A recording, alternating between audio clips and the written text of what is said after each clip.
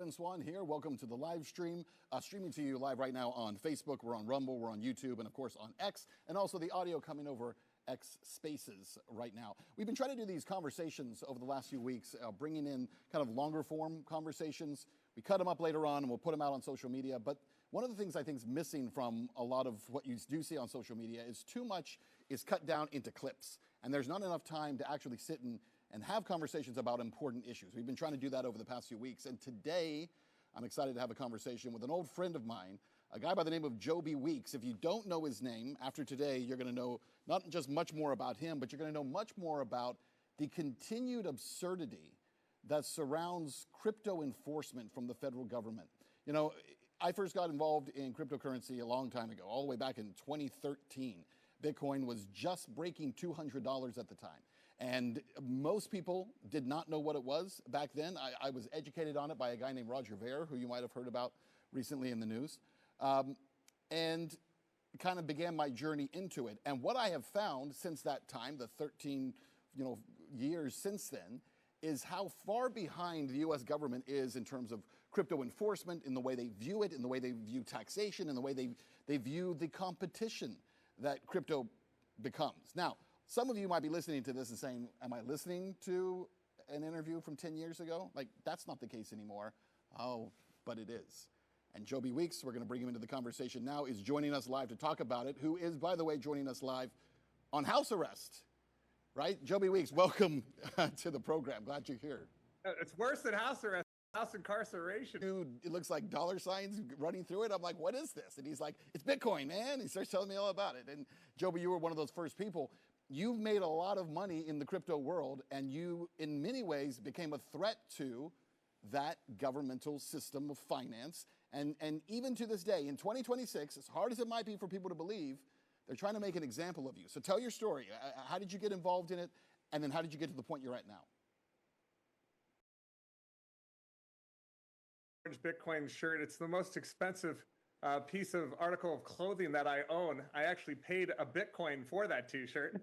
I actually saw the guy that sold it to me recently, and I said, hey, can I get an extra large? Because I only bought a large, and it doesn't even fit me anymore, man.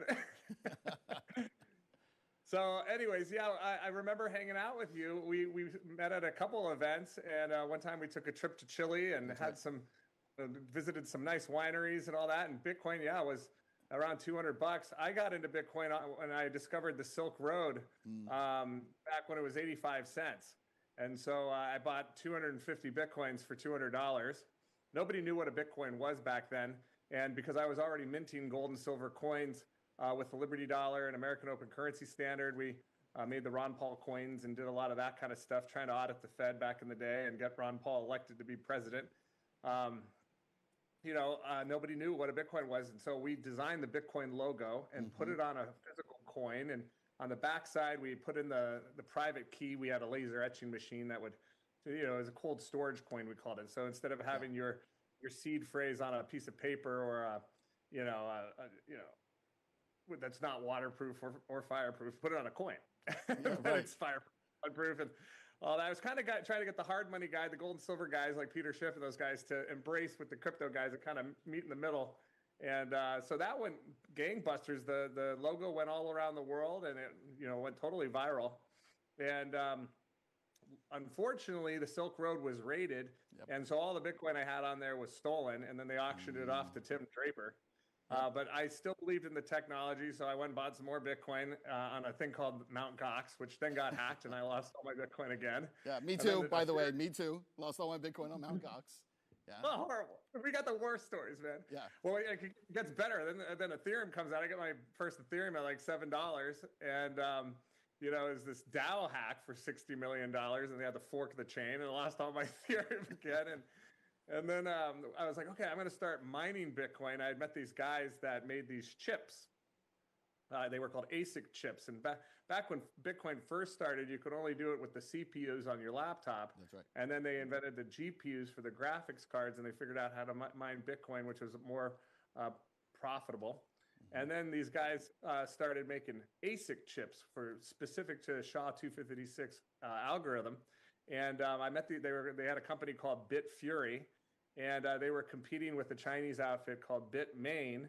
which is the biggest mining manufacturer company in the world out of China. And so when I met the guys, I was like, oh, this is really cool. These are machines that print money.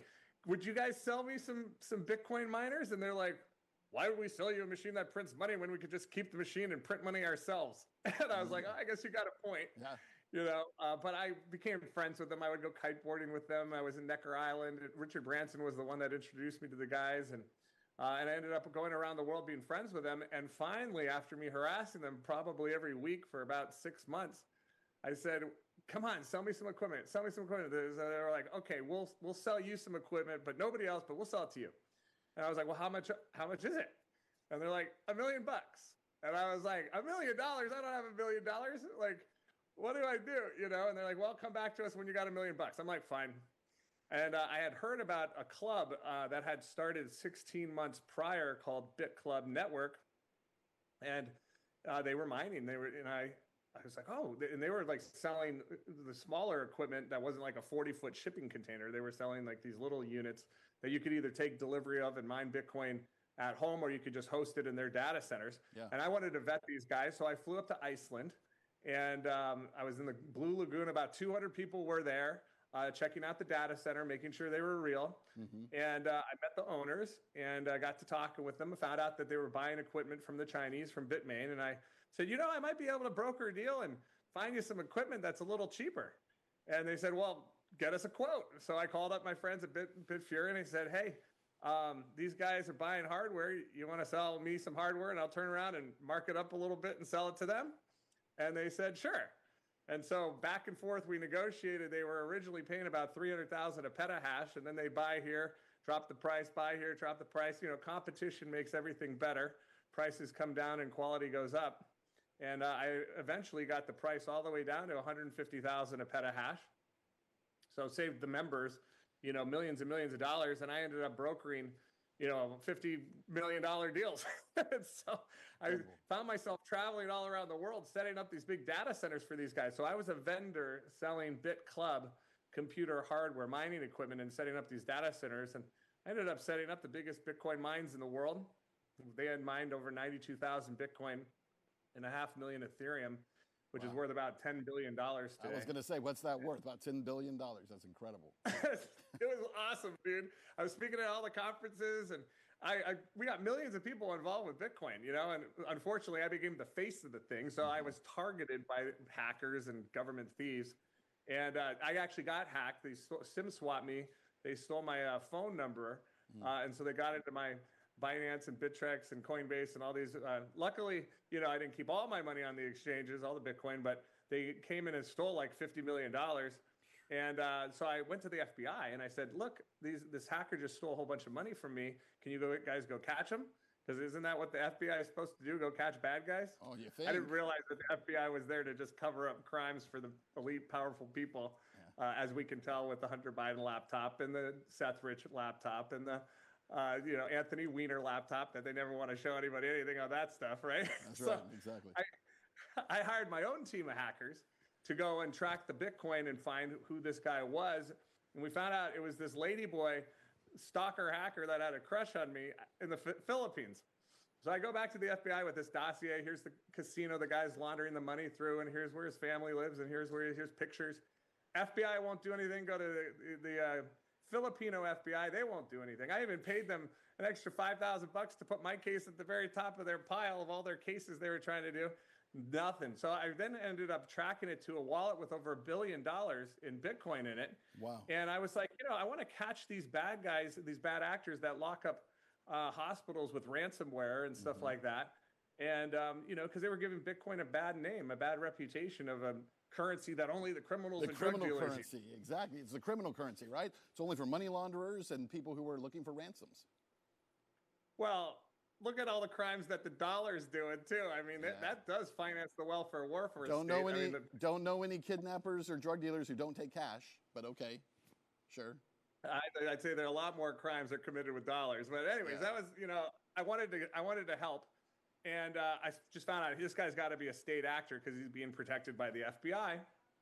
And so I think that started this whole investigation on me because I went to them and they're like, well, how did you have $50 million for them to steal in the first place? And I was like, oh, shoot. So I was with Roger Ver, and Roger Ver was like, hey, you should come down to St. Kitts and check it out. At the time, they were very hostile to Bitcoin. They weren't allowing Americans to join any of these Bitcoin opportunities. It was like everybody in the world is allowed to join except for Americans, North Koreans, and Iranians. Right, exactly. And I'm like, oh, this sucks. I mean, we're supposed to be the land of the free. And so I go down to St. Kitts and I check it out. They got a deal. If you buy a house down there, they'll give you a passport. And then with that passport, I could join all the Bitcoin opportunities and not be blocked by being an American. Obviously, I'd have dual citizenship, but I'd use the St. Kitts passport to, open the account. So anyways, I go down there to do that. I buy a house. It's great, right, in Christoph Harbor. And next thing you know, my wife's passport shows up in the mail, but mine doesn't. So I call up my lawyers down there. I'm like, what happened to my passport? And they're like, how do we explain this? Well, there's an investigation going on you. And I'm like, an investigation? I didn't know I was being investigated. So I called up my CIA guys that do these moonlight jobs on the side for Interpol, catching these hackers and stuff. They're part of my hacker team. And I said, is this true? Am I investigated? And they said, yes. And I said, by who? And they said, some guys at the Treasury. And I was like, okay, set up a meeting. I'll go to DC. And I met with these Treasury agents at the Ritz-Carlton wanting to find out why they were investigating me. Right. And they were surprised that I found out that I had it, that they were investigating me. I'm like, well, two different sources told me that you guys were investigating me. Most people, when they find that out, they flee to Dubai or something and just wait it out. But I just wanted to find out what the heck. And I had nothing to hide. And that was stupid of me. I shouldn't have done it. But I went to DC and I met these agents. They had all these questions about BitClub. And so I'm like, yeah, they're mining Bitcoin. Here's pictures of the data center. Here's the $10 million a month power bill.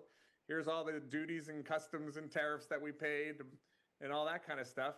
And the wallet that has 92,000 Bitcoins, they were paying out Bitcoin to all the members every single day.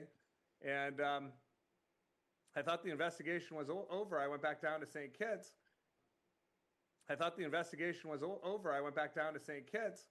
And the BitClub raised $700 million, paid $10 billion back. There was no, how do you get in trouble for that? They were literally the fastest PMA, private membership association, to hit $1 billion in sales, faster than Facebook, Amazon, Google. We're not talking market cap or valuation. We're talking actual sales, the fastest in human history using crypto. It's so fast. Yeah. And, the whole world could participate. We had over 1 million members in over 100 different countries. I mean, it was really cool. I mean, we got tens of millions of people into crypto. And, when they were coming out with that Operation Choke Point under Obama, where they deplatform us and debank us and all that kind of stuff, they were coming out strong against Bitcoin. This is back before there was a strategic Bitcoin reserve, before Goldman Sachs got in and BlackRock and all those guys. Right. So, they say truth comes in 3 phases, right? It's laughed at. It's, they don't believe it. It's magical internet money. And then it's violently opposed. Right. And then it's just self-evident. It's true, Yes. It's the perfect internet money. Well, they also have to, the groups like Goldman have to drive down and wait for government to drive down value and also to scare away their competition so the institutional investors can come in and buy it all up. They're not going to buy it at the premium price. They've got to crash it in order to come in, but that's a whole other And they do that over and over again. These whales come They're in. Still doing it. And the way they do it is so sketchy. I mean, they'll put all the shorts in on the Bitcoin on the exchanges. They'll take $1 billion and just dump it in one day, so they liquidate all the short seller, or the puts and calls, right? So then they collect all this profit, crashing the price, and then they secretly, through the dark web, through these OTC deals that don't move the price on the exchanges, they buy back their position quietly. Now they're stocked with all this Bitcoin again. Rinse and repeat, rinse and repeat. And it's so scandalous what these people do. But you're the one the Treasury Department is investigating, none of that stuff. Nobody's asking Goldman about what they're doing. No one's talking to Jamie Dimon about what they're doing. But go ahead. Of course. Well, of course. I mean, that's because I was going around the world speaking at all the conferences saying Social Security is a big Ponzi scam and the world's run by a bunch of devil-worshipping, child trafficking pedophiles. They don't like that. No, not the most popular thing to go around saying, Joby. Well, you think about it, and I get it now. I mean, I've had 6 years sitting on house arrest, without a trial. I've been sitting here, thinking to myself, okay, I get it. Like if somebody steals $1 million from you, you're probably pretty pissed. $1 billion, now you're really pissed. But $3.5 trillion has left their banking system. I can see why I'm getting these attacks, because if you look at the guys that run the world, the Bank of International Settlements, right? That's the central bank of the world, and they have the IMF, the World Bank, the Federal Reserve, the Bank of England, right? And then you got the corresponding banks like Chase and Bank of America and Wells Fargo, and underneath those are the mom and pop banks, right? The SWIFT system, and that system is owned by these families, these big trusts, the trillionaires. And they just saw $3 trillion leave their system. Of course, those are the guys in the cloud, I call them. The guys in the cloud aren't very happy still. They pretend like they're happy. Oh, crypto is so cool. But no, they don't like it. Yeah. So anyways, what happened was I get that back down to St. Kitts. I'm like, can I have my passport? They're like, no, an investigation is still going on. And I'm like, oh, so I'm like kind of dumbfounded. I thought I had answered all their questions. And I got a phone call from our guy that runs one of the data centers in a town on the other side of the world called Tbilisi, Georgia. We had a good deal on hydroelectric power there. We had some geothermal power up in Iceland, et cetera. So the trick with being profitable with Bitcoin is who has the cheapest electricity, right? Exactly. So I would circle in the world trying to find deals to save the members money. Because if you could save 1 penny on 100 megawatts of power a year, you're saving $8 million a year just on 1 penny. So that's what I was doing. So I got a phone call. Oh, they just raided the data center. And I'm like, who? They're like, some federal agents. I'm like, federal agents raided the data center all the way around the world in the Republic of Georgia? Not the state of Georgia, the Republic? Right. Yeah. I called up the agents. What are you guys doing? You have my phone number. Like, why would you do that? And they're like, we have some more questions. I'm like, great. I got some Tony Robbins tickets because I was going to date with Destiny, and I thought maybe I could become friends with these guys and kind of unmix a mixed message and teach them a little bit about Bitcoin. Because I was actually trying to get them to hire my hacker team to go catch all these bad actors. I wanted them to like give me some contracts. I'll go find these idiots that keep stealing from people. And anyways, I get to Tony Robbins and I go to sit down with him. I brought some smoothies, got some, these are $5,000 tickets too. Yeah. And I was going to bring these agents with me. No, they surrounded me. They arrested me. They took me to this off-site dark CIA building. They wouldn't take me to jail. They wouldn't let me see the judge or talk to a lawyer. They're like trying to hustle me for 6 hours for my crypto. And I'm like, if you guys are really cops, I get to go to jail. I get to see a judge. You guys, you can't do. But they wanted my private keys. I'm like, I need to keep the Bitcoin so I can like pay for lawyers and get bail and all that kind of stuff. And so they got all perturbed with me.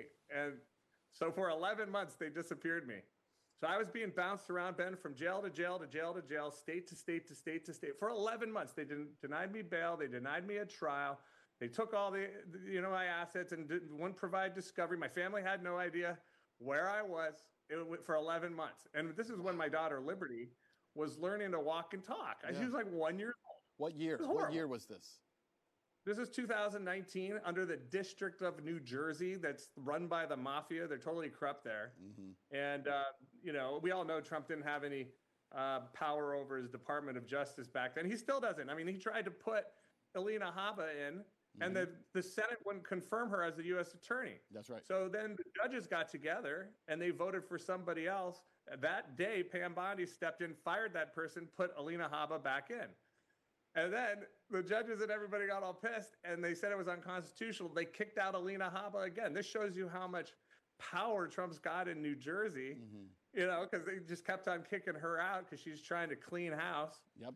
And so those are the actual judges that I'm suing. I filed a counterclaim for $22 billion, suing 6 judges, 12 prosecutors, the SEC, the IRS, the FBI, 50 agents, the clerks. I'm suing them under RICO, the Tucker's Act, the Sherman Antitrust Act, the Hobbs Act. They're total criminals. They don't respect. Here's how the Constitution works, guys. I don't even know why they take an oath of office. They never follow it. But it says you get indicted, you get arrested, then you get bail, then you get a trial. And if you're convicted after trial by a jury, after you're convicted, then you go to jail. That's right. They skip all that. They kidnap you. They deny you bail, deny you trial, throw you in jail, bounce you around and disappear. You steal all your stuff. Totally violates the Fifth Amendment's taking clause. Total criminals. These judges rubber stamp this thing. They have no case. It's been almost 7 years. They go, like they've asked the government has asked the judges, and the judges have granted them 33 continuances. I mean, you remember going to high school freshman year and sophomore year and all the tests and homecoming and football games and junior year, senior year, like you took 100 tests. These people can't even put together a case for trial in the time it takes to get a doctorate. Yeah, that's incredible. So at what point were you actually charged? Have you been charged? And if you have been charged, what are you actually charged with? I was charged with selling unregistered securities. They're trying to say that a computer... Because they're calling the actual crypto a security, or they're calling the mining equipment. The computer is a security. The mining equipment, yeah. Oh my gosh. It's not a security. You can depreciate it. It's a physical product. You can, that's like I was a vendor selling BitClub computer hardware. I was building data centers. I mean, there's no difference in Michael Dell, AWS, Google, iCloud, Azure. I mean, if you're going to go after me, you got to go after Amazon too. Absolutely. Absolutely. So you're charged with selling unregistered securities. That trial has still not taken place. No correct? Trial. No, there's no trial. It gets better. It gets better. So my lawyers come to me 11 months into this thing, and they said, listen, the judge has waived your right to a speedy trial. I'm like, how can you do that? Well, they make all these loopholes in the Constitution. For instance, if she says that it's a complex case, then it's called a ends of justice ruling. Amazing, they use the word justice. Yeah, exactly. Ends of justice ruling, where they waive your speedy trial rights. And then I was like, well, what about bail? I mean, if you're not going to give me a trial, you got to give me bail. Oh, they've got another loophole there, too. They say if you're a flight risk, then they don't have to give you bail. I'm like, well, if you're not going to give me bail, you got to give me trial. If you're not going to give me trial, you got to give me bail. You can't just deny me both. They're like, yeah, they're doing that. I'm like, and I'm the only friend I made in politics was Ron Paul. I called up Ron. I was like, Ron, can you write me a letter to the judge, please? Because I didn't like any of the politicians. So Ron Paul writes this letter to the judge. I had all these witnesses say I'm not a flight risk. They're total criminals in New Jersey. I don't know what to say. So what then happened was my lawyer said, okay, and I hired the best lawyers. I mean, I knew this was a political case, not a legal case. Yeah. So I hired a guy named David Boies. I mean, the Yale Law School is named after the guy. Yep. It's like Hunter Biden worked for him for 10 years, right? So I'm like, oh, this is Biden lawfare. I can, maybe work this thing. No, they work for the CIA. This is a deep state heist. They stole billions of dollars. I doubt the government even got the money. I think the agents stole the money themselves. They can't find the assets. That's what's crazy about it. When the agents took over the Silk Road and stole the Bitcoin, they never gave it to the government. Those agents went to jail for 6 years for stealing. And when we say Silk Road, for people who are watching, you may know the name Russ Albright, right? Because he was recently pardoned by President Trump. That was one of the first things that Trump did when he took over in the second term. Thank God. Absolutely. But his case was so famous for building a website. Crazy. Because his case was so famous because he built a website. The government decided it was competing, right? Because it was one of the first places, as Joey mentioned, that people even heard about Bitcoin. You could actually buy and sell with Bitcoin there, trade for products. And the government threw him in prison. And basically, he was facing multiple life sentences in prison for setting up a website where you could buy using Bitcoin. And he was, as we mentioned, he was just pardoned last year. Finally, he's out of prison. But you would think, Joby, when you hear that, well, two things. One is, to your point, the agents who investigated him stole the Bitcoin out of Silk Road. When they raided his Bitcoin, they kept it. They took it for themselves. Some of that Bitcoin was my Bitcoin because I never got my Bitcoin back, and I wasn't doing anything illegal on the Silk Road. How much so they already Bitcoin? Me probably 6 times, anyways. How much Bitcoin from you has disappeared? Not from the hackers, but from the government. How much? Dude, I had 66,000 Bitcoins. That's like $7 billion. That's gone. Who knows where it is? No one knows where it is. But the government's saying they don't know where it is. We don't know where it is. We have no idea where it is. They don't know where the $1 billion of equipment went. We were making $5 million a day. They stole everything 2,300 days ago. I mean, that's like $20 billion right there, bro. So it's like the biggest heist ever. They don't want to give it back. And so, well, let me get back to the story of how I even got bail finally. Okay. So they said to me, my lawyers, they said, listen, so you're not going to get a trial for like 5 or 6 years. They're going to eventually need to give you a trial, but it's a complex case, so they could just keep pushing it out. And they have 33 continuances, right? Yeah. So they go, what would you rather be? 5 years in jail and innocent, or 1 year in jail and guilty? And I said, what do you mean? They said, well, if you insist that 2 + 2 is 4, you're going to be sitting here twiddling your thumbs for the next 5 years in jail with a bunch of rapists and murderers. But if you admit that 2 + 2 = 5, i.e. admit to a crime I wasn't even indicted for and I didn't commit. Right. If you get that 2 + 2 is 5, you killed Abraham Lincoln. Just say you killed Abraham Lincoln and they'll let you go home tomorrow. They'll give you bail. And I'm like, this is so messed up. Like everything I read about, my dad's a civics and a history and economics teacher, and everything I learned the Constitution. I'm like, they're not following nothing. Wow. So finally I said, well, I can say I killed JFK, even though I wasn't alive back then, and they'll let me go. And they're like, yeah. I'm like, okay, 2 + 2 = 5. They said, thank you very much. And then they let me go. So now I had to look up all this law, and I realized, okay, I got to reverse this plea agreement now that I'm back home with my family, you know?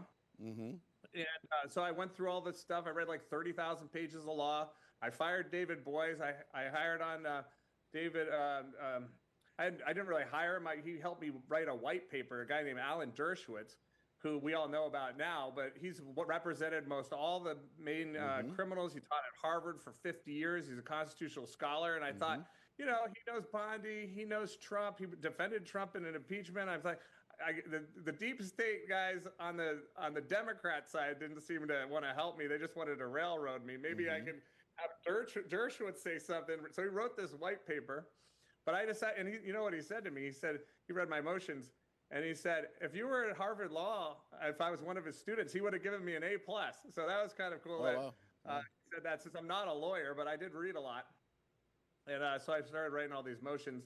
And so one of them was the rescission of the autograph on the plea statement, which makes it void ab initio, or from the beginning. When they use force, fraud, or coercion, you don't actually need a judge's permission, technically. You don't need it. You don't need anybody's permission if there was fraud. You can just rescission the autograph.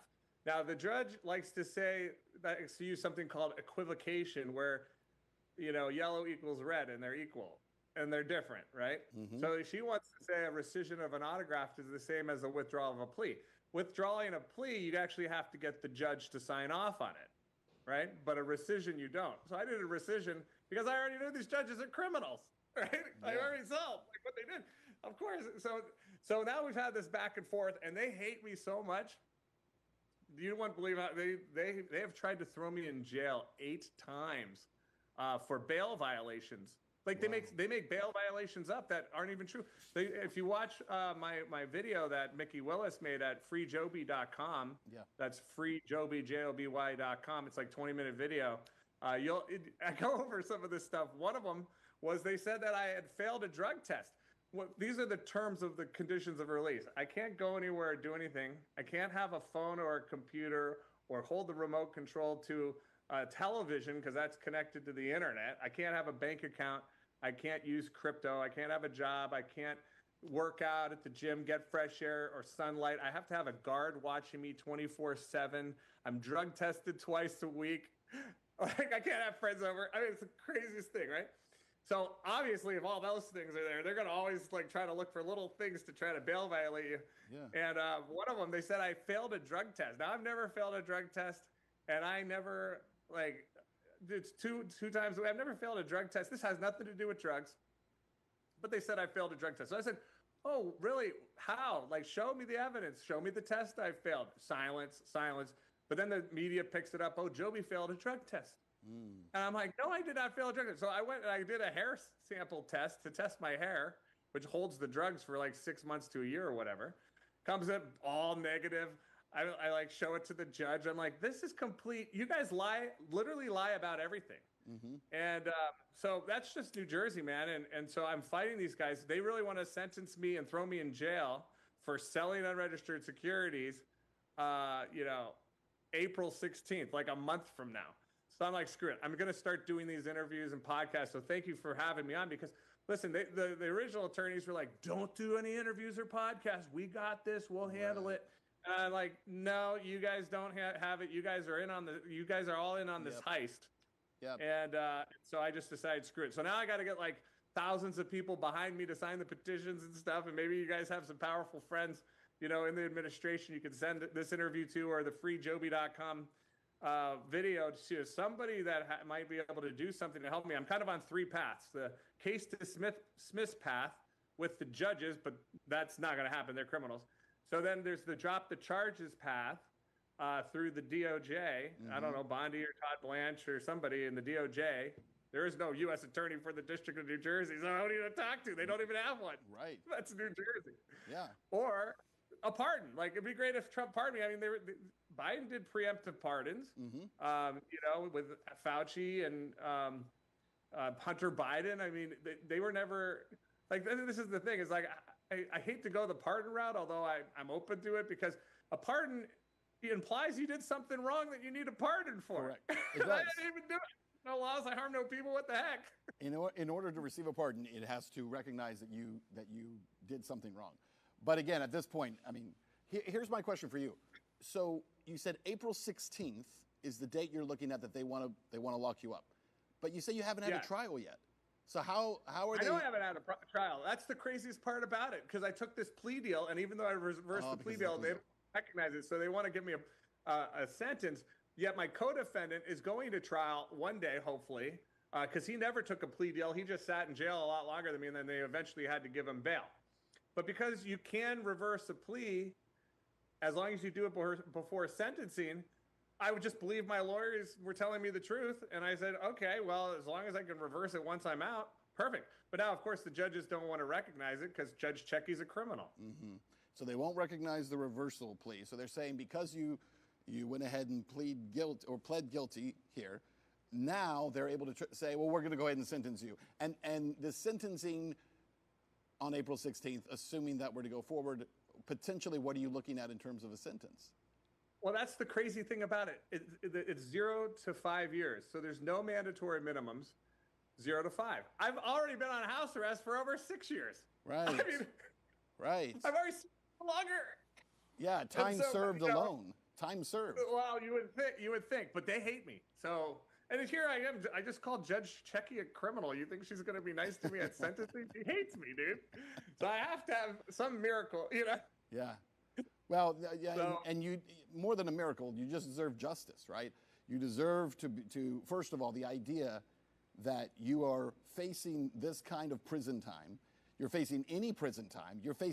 You've gone through anything you've gone through because they're claiming that you were selling equipment, setting up data centers, and they're calling them unregistered securities. And this goes back to what I was saying before, that, over the last 10 years, 15 years, the government has tried to figure out ways of attacking, criminalizing crypto in so many ways. Then we've watched, especially in the last 5 to 6 years, it basically during the time that you've been under house arrest or incarceration, we've been watching this process play out where they're institutionalizing it and they're making it much more mainstream.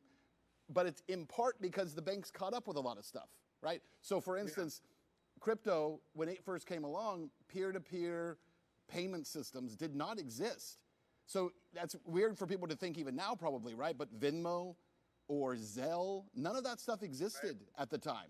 And crypto revolutionized that. Then it gets attacked. It's treated like it's a criminal currency. And while that's happening, what's really going on? The banks are establishing matching systems, the exact same systems. And then they're buying up crypto themselves. So we've kind of watched that play out. I think for people, what's difficult when they see this is to think, again, how is someone like Joby Weeks facing this still? Roger Ver is now out, correct? Yeah. Well, you want to hear a small world. Listen to this one. I mean, imagine, Ben, or your audience. You guys discovered how to, build a road. You paved a road through the jungle. And so you made this beautiful road, and then you got kidnapped and thrown in jail. And then the next guy, the ruler, has, he sets up a toll road on the road you just built, and he's collecting all the tolls and fees. He didn't build the road or nothing. And that's what's really funny about this whole story. And I have no hard feelings, but I would love to see the guys that are now, the pioneers get all the arrows, they say, and then the settlers come and they get the land. And the company Bitfury I told you about that makes the chips spun off two companies. One was called Cypher, one is called HUD 8. Those are both billion-dollar publicly traded companies. HUD 8 partnered with a guy named Eric Trump, and created American Bitcoin, and the whole entire data center is filled with the same equipment I was selling. Yeah. I'm on house arrest, and they got $1 billion company now. I'm like, guys, can you please help this guy over here? Hello. Yeah. I'm suing the dudes that threw out Alina Habba. I could use some help, please. The guy who paved the road, as you said, the guy who cleared the way, the guy who made it possible for all these other people who are now becoming incredibly wealthy. Well, again, you continue to face this. Joby, tell people, where can they go? You said there's a petition for them to sign. Where can they go to sign that? And where can they go? Who could they be reaching out to try to get you some help here before the 16th of April? Great. Thanks, guys. I would just say, if you go to freejoby.com, that's free, Joby, Joby.com. You can watch the 20-minute video, share it on all the socials. There's a thing where you can sign the petition. You can help me with, I've never asked for a dime from anyone, ever. I've been trying to do this myself. But this media push that I'm wanting to go on between now and the 16th costs a bunch of money, and I'm running on fumes. So if you feel led, you want to chip in $10 or $100 or $1,000, I could use it. It's just going to go back into trying to get me free, calling Pam Bondi or emailing the White House or Todd Blanche, or if you know anyone from Mar-a-Lago, it's like, those are the people that can really help me right now. If I got 10 million people behind me watching that video and sharing it, it's a great video Mickey Willis did. His last one, The Plandemic, got 2 billion views. Yep. So just any way you can just do to get the word out. Pray for me. God, hey, prayers move the muscles to God. I'm living like 11 Bible characters at once. Paul was bounced around the country from jail to jail to jail, and Jonah in the whale, and Daniel in the lion's den, and David versus Goliath. And I read the law, so I'm kind of like Moses, the lawbearer, let my people go. I got betrayed, the Judas Iscariot moment. It's crazy. I'm hoping I'm Joseph now, where he went to jail for 10 years. And then next thing you know, he's number 2 next to Pharaoh. So we'll see how all this works out. But my name is Joby. Job, the oldest book of the Bible, talks about how this guy Job was awesome. And the devil and, God had this competition, so I don't know. I was telling my mom, I'm like, why did you name me Joby, Mom? It literally means Thanks, persecuted. Mom. You go to Google, type up, what does the word Joby mean? It literally means persecuted. I'm like, thanks. Yeah, appreciate it, Mom. Anyway. No, freejoby.com, Joby Weeks, man, we're going to be pushing this out to everyone we can. We'll get on the phone, see if what we can do to right this wrong before it goes any further than it has. But I appreciate your time. I appreciate you. Thanks for being on, brother. Ben. Appreciate you. God bless you. Thank you. Guys, thanks for watching the live stream. Again, what we're going to do with this is, if you were watching this, you find it interesting, you can reshare it here on all these platforms, but also we'll be cutting it up. And so please get it and share it across your social media. Get it out to as many people as you can. And maybe you know somebody who can help. Put it in front of as many people as possible. There's the old adage, right, which is that justice delayed is still justice denied. It's been delayed long enough in this case, but it looks like it's about to be denied. The idea that this could still happen in 2026, especially after we just saw Roger Ver freed, we saw Ross Ulbright pardoned. Joby Weeks should be next on that list. We hope that he is. We'll do our part. I hope you will too. Guys, thanks for watching, and we'll see you next time.